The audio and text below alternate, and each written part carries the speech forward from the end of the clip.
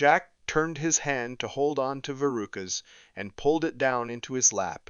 He held this large feminine hand with both of his, then turned his vision to look at Veruca.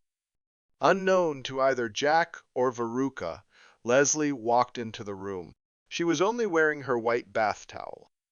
At this moment, the door of Jack's quarters opened, with Leslie walking in. Normally, Veruca would have noticed this as her sharp senses, but was completely enthralled by Jack. Leslie was shocked to see War Marshal. She was going to clear the floor, as it was clearly time to have a fit. However, the words she heard next caused her to pause in her tracks.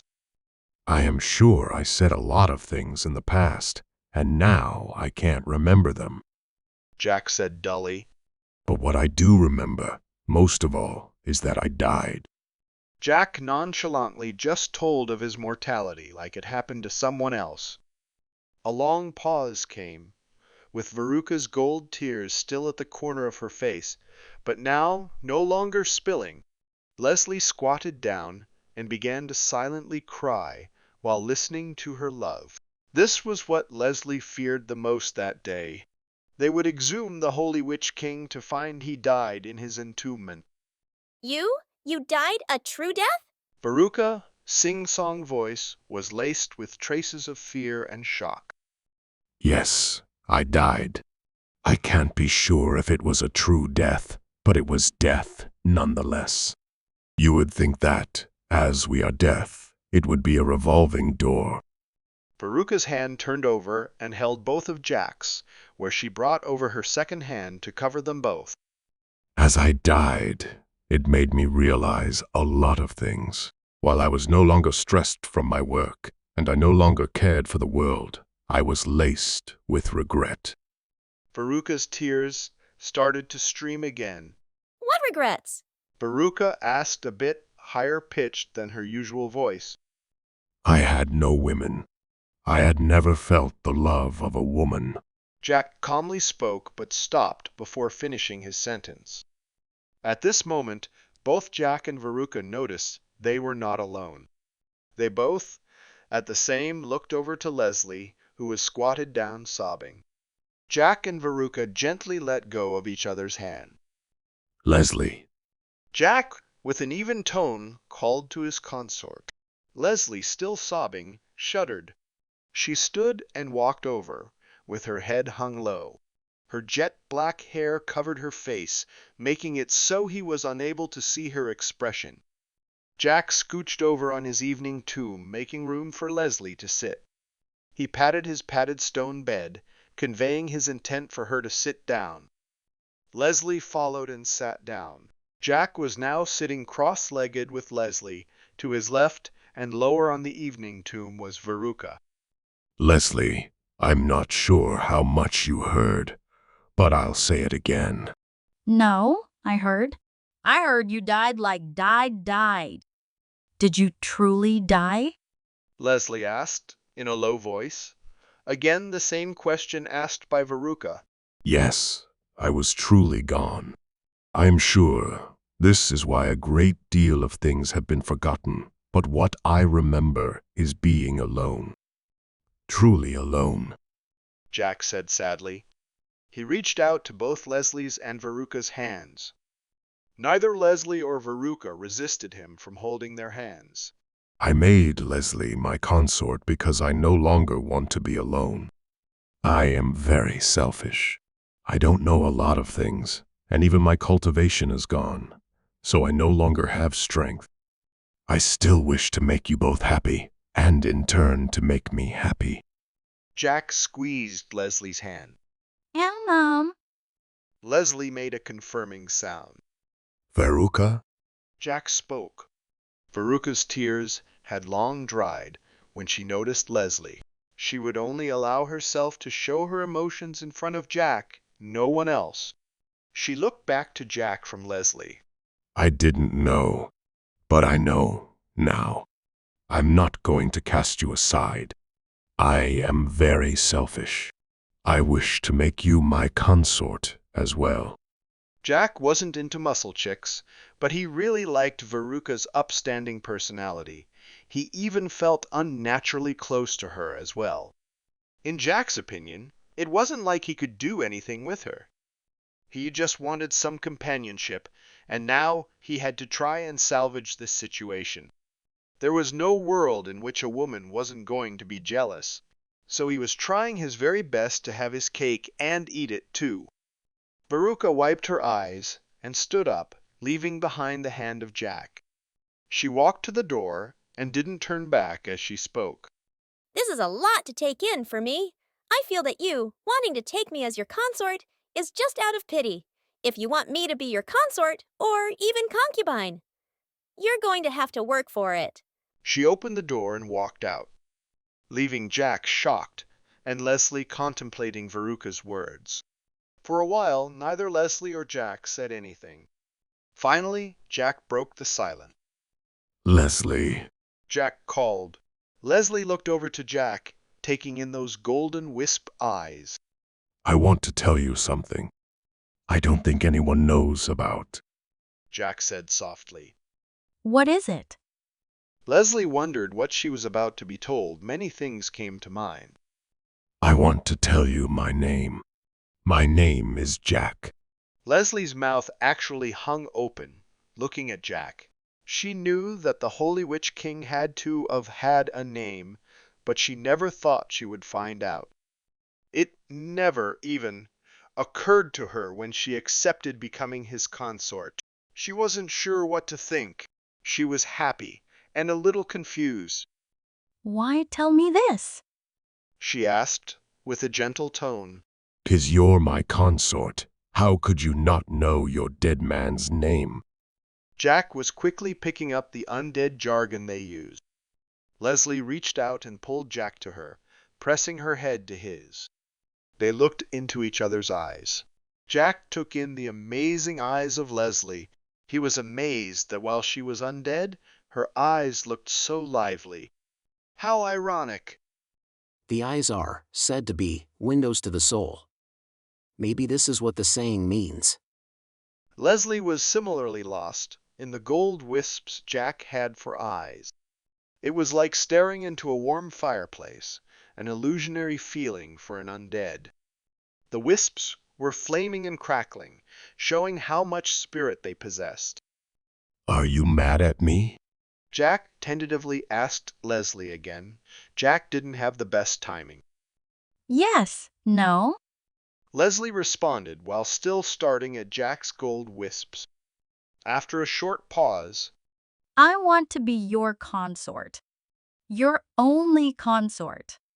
I want to possess your entire heart. I always have, but today I learned that not only now, but before, you had something with Veruca. And you kept this a secret from me. I'm not so much angry with you for having something with Veruca as that you kept it a secret. From me. Jax couldn't make sense of this. He could understand if she was jealous, but keeping a secret. Why did that matter, when at the time they weren't an item? Jack, my love. Leslie wasn't used to using her love's name. I don't want any more secrets between us. Even if it is the most horrible thing to say, even if you want to tell me you no longer want me, even if you want to take 100 wives. Please share it with me. I'm not saying I'm going to be happy with your telling me. I'm not saying I will agree to everything you say, but it will make me happy. Jack didn't know if he could always tell the truth. He was never a liar to begin with, but everyone had a few secrets. Jack thought for a few moments and figured that if he had a secret, he would never breathe it. Anything else he would tell Leslie. Leslie, there are some things that I have to keep to myself. No one can know about them. These secrets concern my unlife and the kingdom, and I am unsure how much I have forgotten. I will apologize for this in advance. Jack spoke to her. Mom? Leslie let out a soft coo. Let's take a nap.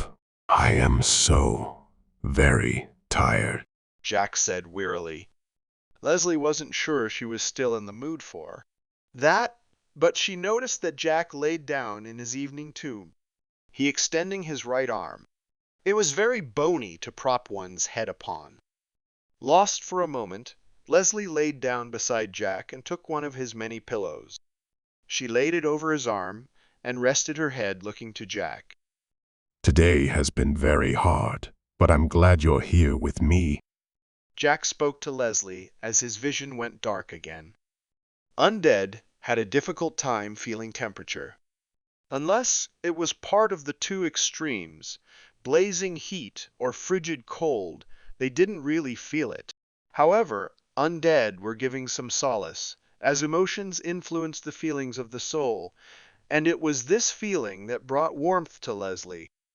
Soon she too drifted off. Undead did not sleep as much as become dormant. They had the quirky ability to go into a suspended state. This is what undead did for the sanity. Undead could go years without sleep and never be bothered by the lack.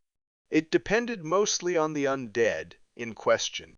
Within the Holy Palace resided the Holy Witch King, his throne, his court, and his priests.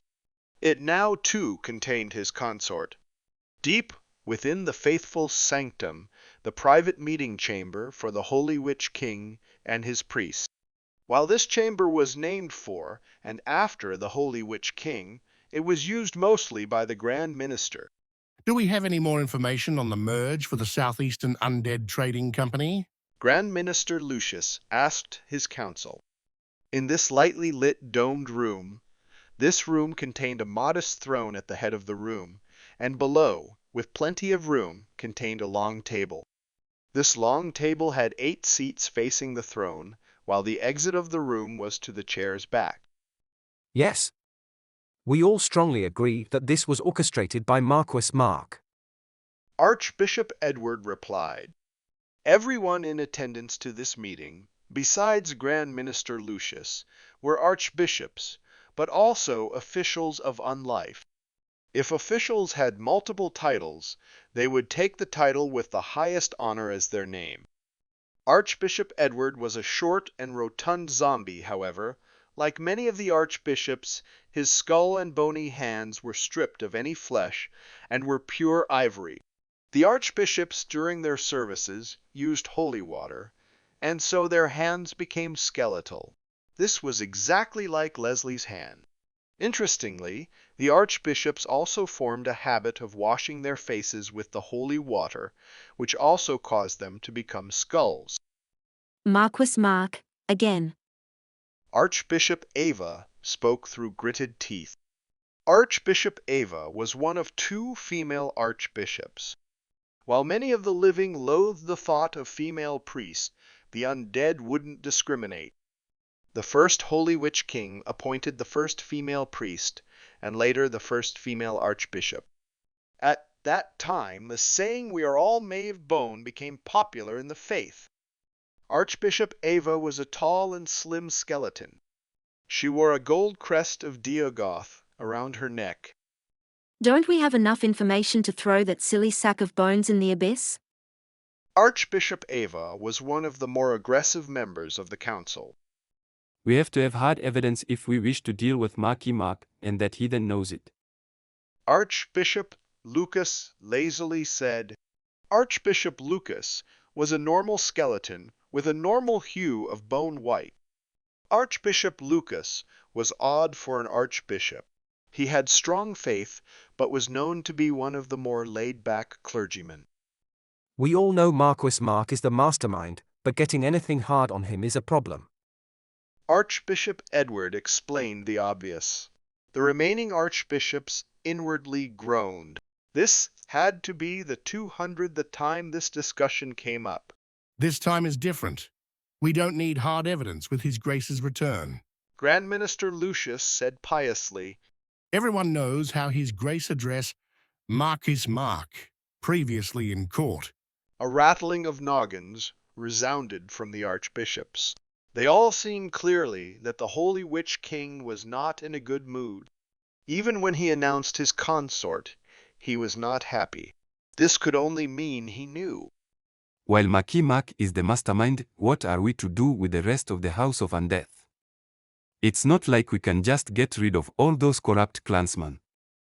Archbishop Murphy spoke up. Archbishop Murphy was a funny undead. He was as normal as a normal undead skeleton could be. This was what was so funny. Almost every undead had something that made them easy to recognize. In this case, it was how normal Archbishop Murphy was. He had an average height, average bone color, average voice, and he had a level attitude. The only outstanding aspect of Murphy was how rigid his morals were and his outstanding cultivation. Why not? I say the Holy Witch King disposes of all of them, and appoint better clansmen to their offices. Archbishop Ava argued for the cleansing of the whole house of Undeath.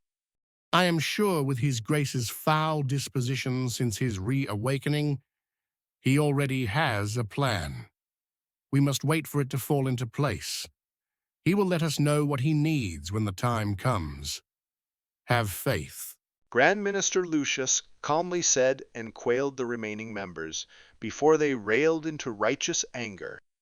On other news, Archbishop Ava, how is the spread of the faith among the populace surrounding your city, Salilee? Grand Minister Lucius changed the topic.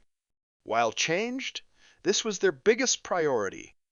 The spread of their faith of Holy Diagoth.